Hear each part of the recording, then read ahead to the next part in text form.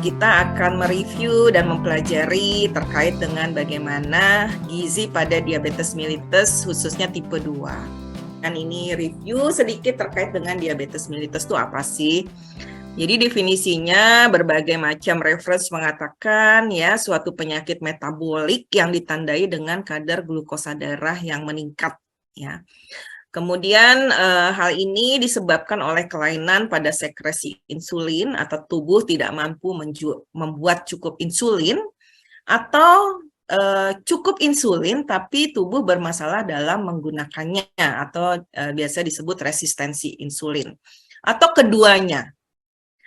Nah, Bapak Ibu, teman-teman semua, ternyata di Indonesia itu 1 dari 10 penduduk Indonesia yang dewasa itu menderita diabetes. Bapak Ibu, tentunya kita sudah harus tahu dan hafal terkait dengan tanda-tanda laboratorium terkait dengan diabetes maupun prediabetes.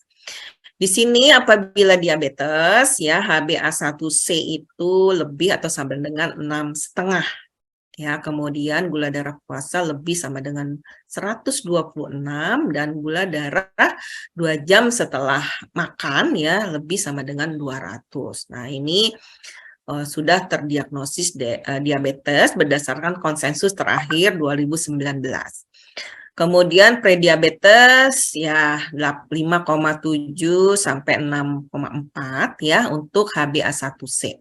Untuk HbA1c ini memang merupakan indikator untuk kontrol gula darah yang kronis ya. Rata-rata 2 sampai 3 bulan sebelumnya kita bisa lihat karena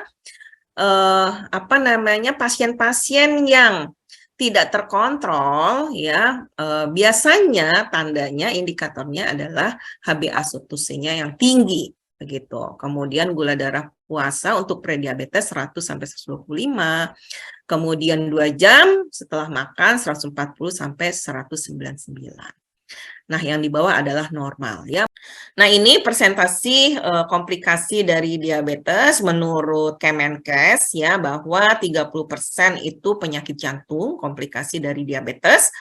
Kemudian 30% ke mata, kemudian 5,3% stroke ya.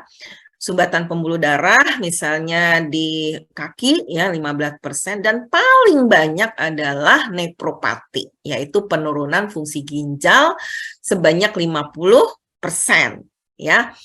Jadi memang kenapa pada pagi hari ini saya juga membahas terkait dengan DM nefropati karena memang banyak nih yang terbanyak komplikasinya sehingga teman-teman mudah-mudahan bisa memberikan intervensi diet pada pasien-pasien dengan diabetes nefropati. Nah, ini tujuannya tentunya untuk pasien DM adalah mempertahankan gula darah, profil lipid, tekanan darah, berat badan mencapai normal dan mencoba mencegah komplikasi. Tadi sudah dikatakan, ya modifikasi gaya hidup dan sebagainya, turunkan berat badan, tinggi serat, kalorinya dihitung, karbohidratnya dihitung, dan lain sebagainya. Ya tentunya memang untuk lemak, ya protein berapa dan berapa ukuran dan sebagainya akan disampaikan di slide berikutnya. Dan tentunya sebagai ahli gizi kita tidak bisa mengelak lagi terkait dengan pemberian asuhan gizi dengan format ADIME. Ya, nah, di sini begitu pasien diabetes kita dapatkan screening gizi itu oleh perawat dengan tool yang sudah terstandar, kemudian pengkajian atau assessment, ya, assessment gizi tentunya. Ya, kemudian di sini juga ada diagnosis gizi terkait dengan pasien DM ini. Kenapa? Ya, apakah masalah gizinya karena kelebihan karbohidrat, karena banyak makan di restoran-restoran yang banyak karbohidratnya, ya, atau manis-manis, ya, minum-minuman manis, ya.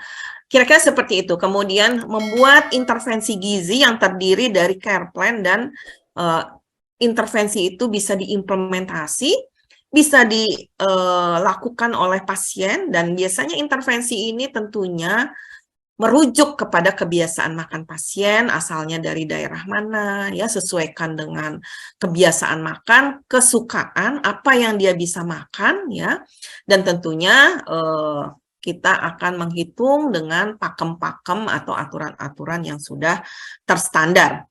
Begitu juga harus kita monitoring evaluasi, kalau perlu pasiennya kita call atau kita calling sudah saatnya dia harus kontrol ya supaya semuanya ya baik antropometri, biokimia, ya fisik klinis, riwayat makannya, pola makannya terkontrol dengan kita monitoring dan evaluasi. Yang penting kita itu pada saat mengintervensi ya tekankan di situ ya. Jadi memang ada 4 kriteria intervensi atau domain dari intervensi yang harus kita lakukan, yaitu pemberian makanan dan zat gizi tentunya melalui perencanaan dengan pertimbangan pada saat mengakses biasa bagaimana pola makan ya, ketersediaan pangan di daerah lokal itu apa, sehingga kita benar-benar pas memberikan diet pada pasien-pasien kita. Kemudian berikan edukasi, berikan konseling, kemudian koordinasi asuhan dengan profesional pemberi asuhan lain seperti DPJP, perawat, ya, apoteker, dan tenaga-tenaga kesehatan lain. Kira-kira seperti itu teman-teman. Ya, jangan lupa pada saat konseling yaitu memesankan kepada pasien, Bapak Ibu untuk kontrol selanjutnya misalnya bulan depan tanggal sekian. Ya, supaya kita tahu ya bagaimana intervensi kita berhasil atau tidaknya pada saat dia kontrol kembali ya, syukur-syukur semuanya terkontrol, kira-kira seperti itu Bapak Ibu sekalian. Jadi tentunya kita juga harus melaporkan pada dokumen medis pasien agar bisa juga dilihat oleh profesional pemberi asuhan lain seperti dokter ya. Pada saat belum terkontrol, pada saat masih gula darahnya tinggi atau HbA1c-nya masih tinggi, maka kita akan critical thinking dan berkoordinasi dengan profesional pemberi asuhan, terutama DPJP, bagaimana solusinya. Ya, kita bicarakan terkait dengan pasien ini. Ya, tentunya tidak terelakkan lagi, sudah pasti bahwa terapi gizi itu adalah ranah dan kompetensinya seorang nutritionist dietitian. Ini sudah ada, sudah ditetapkan oleh Permenkes ya bahwa pemberian terapi gizi, ya, pemberian edukasi, pemberian konseling gizi itu adalah ranah dan kompetensinya seorang nutritionist dietitian, ya. Jadi di sini terapi gizi untuk kondisi medis tertentu seperti diabetes, yaitu disebut medical nutrition therapy, ya, sebagai contoh terkait dengan pemberian intervensi gizi, pemberian konseling gizi, dan pemberian edukasi harus dengan flyer, yaitu adalah ketentuan dari standar akreditasi rumah sakit. Jadi flyer itu sebagai tanda bukti bahwa kita sudah memberikan edukasi dan kemudian catatan gizi terkait dengan dietnya. Ya, teman-teman, ini mungkin juga teman-teman yang belum mengetahui atau sudah mengetahui agar lebih paham ya bahwa perencanaan energi untuk pasien diabetes itu berdasarkan berat badan ideal yang biasa kita gunakan rumus Broca, yaitu tinggi badan, berat badan idealnya yaitu tinggi badan dikurang 100 kurang 10%. Ya, tetapi kalau laki-laki berat tinggi badannya kurang dari 160 atau wanita tinggi badannya di bawah 150 itu tidak dikurangi lagi 10%. Kemudian untuk basal wanita 25 kalori, untuk laki-laki 30 kalori. Kemudian juga umur ya, umur juga ini juga apa namanya makin tua tentunya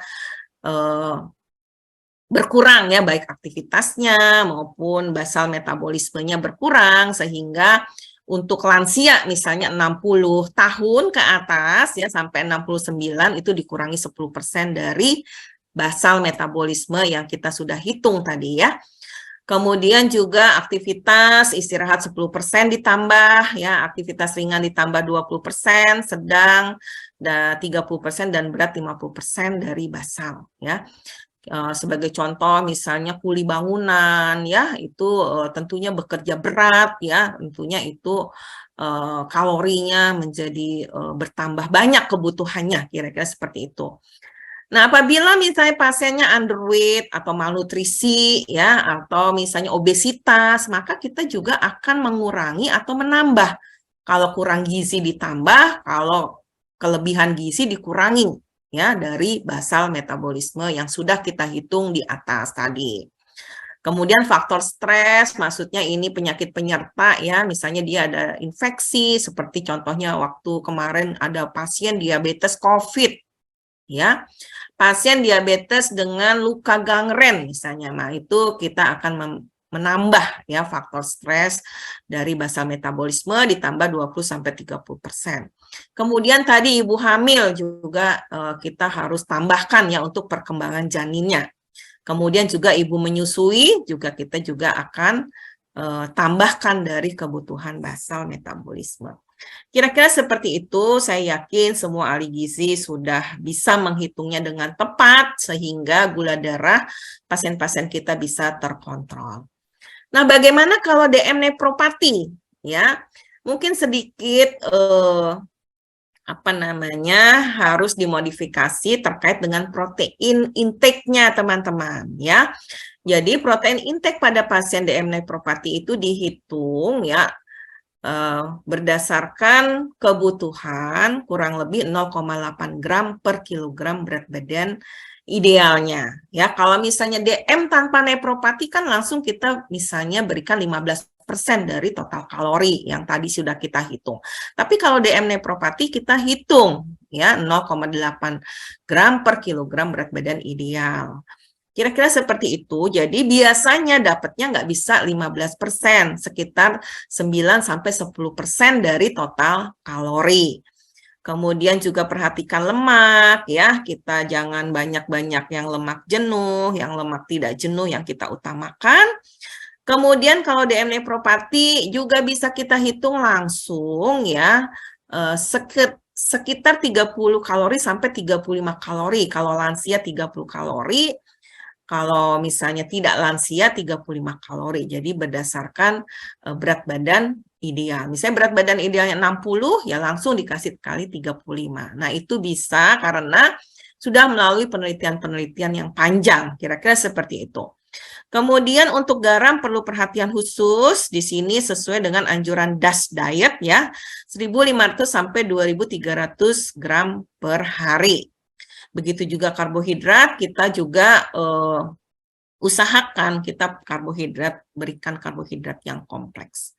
Nah, teman-teman, tentunya teman-teman ini sudah mendengar ya terkait dengan plado diet ya. Jadi untuk DM nefropati boleh saja dikombinasi ya teman-teman, proteinnya bisa menggunakan nabati ya. Jadi 0,8 gram per kilogram berat badan ya, sebagian besar bisa saja ya diberikan nabati. Jadi kalau kita anamnesis pasien misalnya lebih suka ya, lebih biasa mengkonsumsi protein nabati dan dia itu misalnya ya tidak suka protein hewani ya. Ya bisa saja kita ganti menjadi protein nabati. Jadi penelitian-penelitian terkait dengan plado diet ini sudah banyak dan sudah meta-analisis juga ya. Jadi kalau dulu kita, oh ya nggak bisa protein nabati tuh, pantang protein nabati. Nah sekarang ini sudah lebih longgar karena penelitian-penelitian terakhir ternyata plado diet ini yaitu plan dominan low protein diet ya pada pasien-pasien yang komplikasi dengan nefropati ya, itu ternyata menghasilkan hal-hal yang positif ya, seperti di sini terlihat outcome-nya, quality of life-nya bagus ya, uremia turun ya, dietnya bisa diterima dan pasien tuh patuh ya terkait dengan diet yang diberikan oleh nutrisionis atau dietitian. Kemudian juga safety terkait dengan serum potasium, glycemic index yang terkontrol, nutrition status ya. Kemudian juga terkontrol terkait dengan tidak adanya wasting ya. Kemudian fungsional capacity juga menjadi bisa baik atau bisa diterima. Nah, tentunya ini yang kita harapkan. Akan tetapi bukan berarti pasien-pasien kita juga tidak boleh mengkonsumsi protein hewani, ya. Jadi boleh-boleh aja, ya. Jadi kalau yang dulu ya 50% hewani, 50% nabati, yang saat ini ternyata terkait dengan Plado Diet itu boleh saja pasien mengkonsumsi lebih dari 50% nabati, ya. Jadi misalnya hewaninya mau 45%, ya, kemudian nabatinya mau 60% gitu ya, itu boleh saja ya, tidak harus 50%. Kira-kira seperti itu teman-teman. Dan kemudian tentunya target-target yang diinginkan oleh kita semua sebagai profesional pemberi asuhan kan terhindar dari cepat-cepat gagal ginjal tahap akhir ya, dengan Plado Diet ini atau dengan low protein diet ya, kan, tetapi tentunya kalau DM nefropati bukan 0,6 ya, kita ambil yang 0,8 gram per kilogram berat badan. Dan tentunya semuanya kita bertujuan untuk menghindari lebih cepatnya progresivitas fungsi ginjal, kemudian menghindari komplikasi-komplikasi penyakit lain lebih cepat, dan kemudian juga meningkatkan kualitas hidup ya. Nah, ini sebagai contoh seperti ini untuk low protein diet pasien penyakit ginjal kronik dengan underlying disease-nya adalah DM ya. Sebagai contoh, pasien itu rata-rata misalnya berat badan ideal kita ya di Indonesia tuh 60. Jadi kita berikan proteinnya 0,8 kali 60 ya. 48 gram. Nah, 48 gram ini yang kemudian kita terjemahkan menjadi 2 ya, protein hewani, dan dibagi menjadi 2, protein hewani dan nabati. Nah, nabatinya itu termasuk ya nasi, kemudian mie ya, dan lain sebagainya. Tahu, tempe, itu boleh aja. Jadi kalau isi piringku kan kita biasanya mengenal isi piringku yang untuk orang sehat ya. Jadi isi piringku untuk pasien penyakit ginjal kronik yang tadinya tuh dia diabetes, tapi kemudian komplikasi ke penyakit ginjal kronis, itu adalah setengah piringnya adalah buah dan sayur, seperempatnya adalah karbohidrat, dan kemudian seperempatnya adalah protein. Proteinnya bisa animal, bisa juga tadi ya dari nabati. Ya, untuk kebutuhan yang lainnya, zat gizinya karbohidrat 45-65%. Nah, ini tergantung tadi ya. Nah, kita hitung ya, kalau misalnya dia tidak komplikasi DM, tentunya lebih gampang ya menghitungnya terkait dengan proteinnya 15% ya, kemudian lemaknya kurang lebih 25-30 ya. Karbohidratnya kurang dari 130 gram sehari tidak dianjurkan. Jadi sekarang teman-teman ada yang disebut misalnya yang diet itu tanpa karbohidrat. Nah, itu kita tidak anjurkan. Kemudian serat cukup ya, 14 gram per 1000 kalori. Kemudian untuk gula itu sebaiknya jangan banyak-banyak. Jadi kurang sama dengan 5% dari total asupan energi.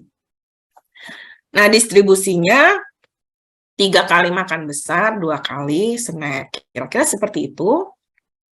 Dan kemudian kita monitor asupan karbohidrat dengan menghitung estimasi asupan karbohidrat. Dan tentunya kuncinya mencapai kontrol glikemik yang bagus.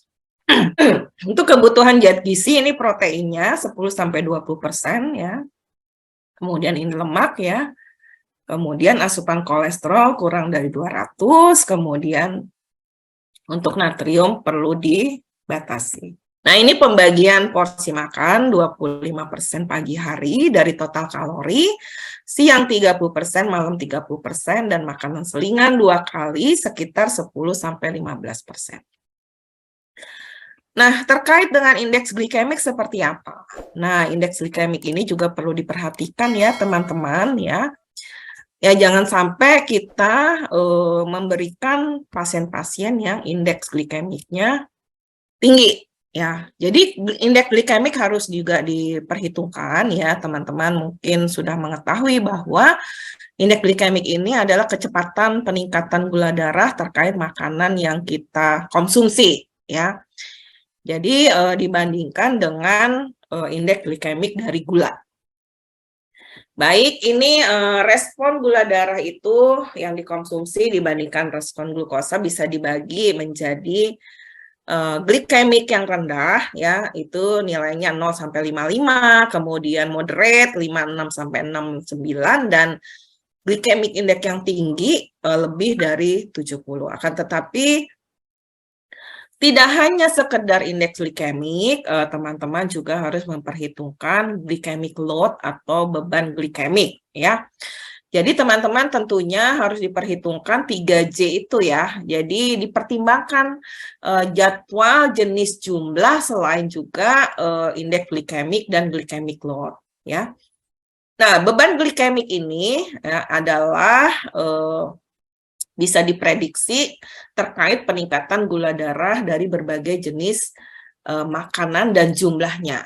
Jadi untuk menghitung glycemic load ini ada rumusnya, teman-teman. Jadi indeks glikemik makanan itu berapa per 100 kali jumlah gram karbohidrat per serving.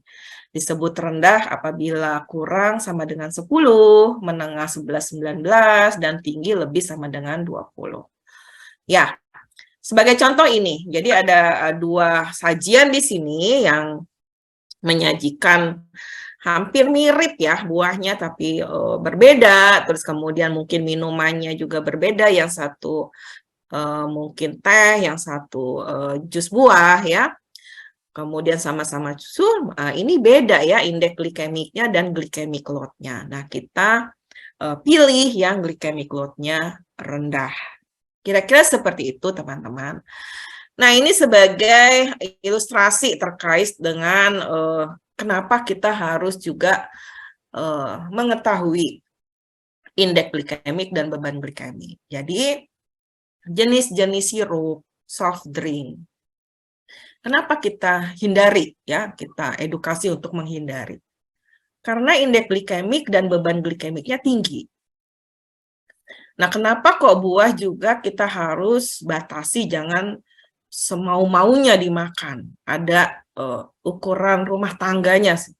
Karena memang jus buah ya atau buah-buah yang kebanyakan itu akan meningkatkan glycemic load. Kira-kira seperti itu. Walaupun buah itu indeks glikemiknya rendah, tapi kalau banyak maka dia beban glikemiknya menjadi tinggi dan bisa meningkatkan kadar gula darah yang cepat. Terus kemudian untuk wortel, sayuran, dan kentang ya, itu ternyata indeks glikemiknya yang tinggi tapi glycemic load-nya rendah. Nah, ini bisa dikonsumsi, akan tetapi tetap ya sesuai dengan anjuran. Misalnya kentang sebagai pengganti dari nasi, kira-kira seperti itu.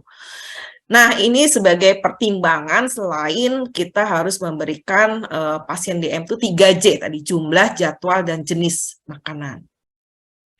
Dan ternyata memang jenis-jenis protein seperti kedelai, tahu, tempe, kemudian makanan enteral diabetes, baik yang dibuat sendiri di rumah sakit, yang bahan dasarnya dari kedelai atau tempe, kemudian makanan pabrikan terkait dengan peruntukan untuk DM, itu tentunya sudah diuji coba, indeks glikemiknya dan glycemic load-nya rendah.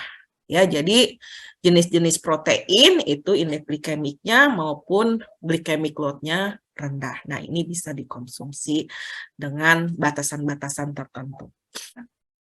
Terkait dengan probiotik. Nah, ini probiotik menarik sekali ya teman-teman untuk pasien diabetes.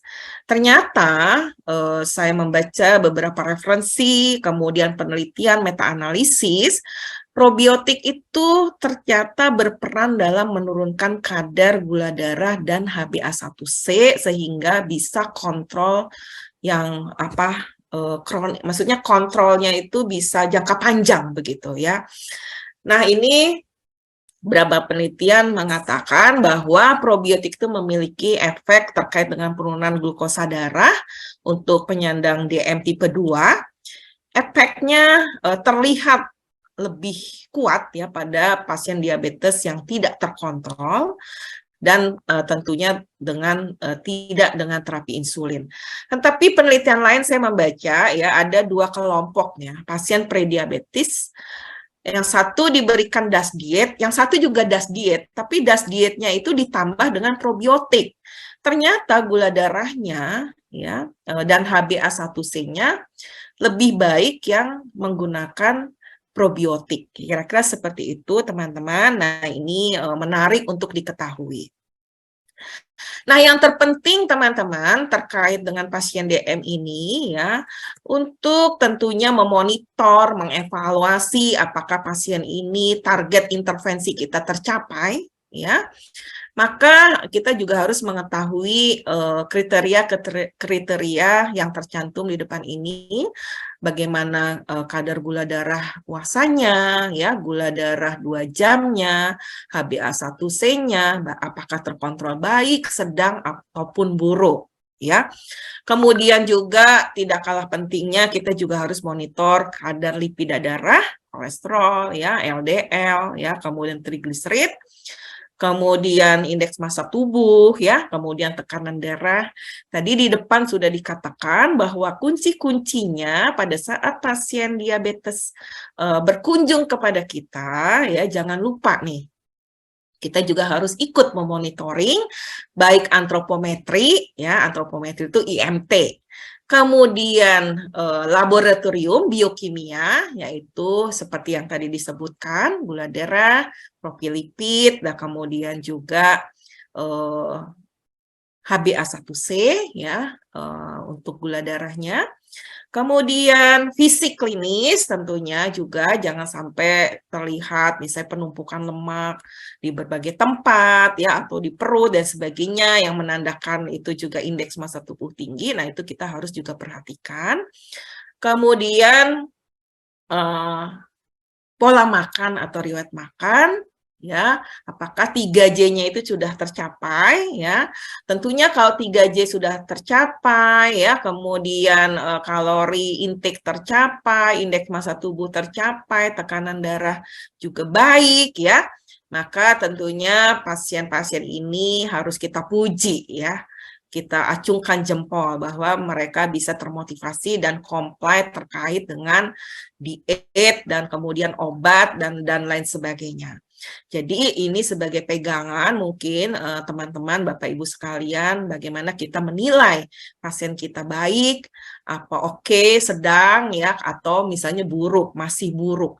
Nah, kalau masih buruk teman-teman ya, beri support. Ya, beri jalan keluar. Bagaimana jalan keluarnya supaya berpindah kepada kontrol yang lebih baik? Kira-kira seperti itu. Jangan dimarahin ya teman-teman. Kadang-kadang, kok Bapak kenapa sih nih? Ya, Bapak nggak patuh ya terhadap dietnya. Ya, jangan seperti itu juga ya. Jadi justru kita motivasi, kita berikan dukungan ya, apa masalahnya sehingga masih kontrolnya misalnya belum tercapai, masih nilainya kurang ya, bagaimana kita bisa mencapai nilai baik ya untuk pasien kita. Tentunya kita harus menggali ya apa kesulitan yang didapatkan oleh pasien-pasien kita. Ya, tentunya keberhasilan pasien itu juga keberhasilan dari profesional pemberi asuhan ya. Yang tadi sudah dikatakan bahwa profesional pemberi asuhan diantaranya salah satunya adalah seorang nutrisionis atau dietitian.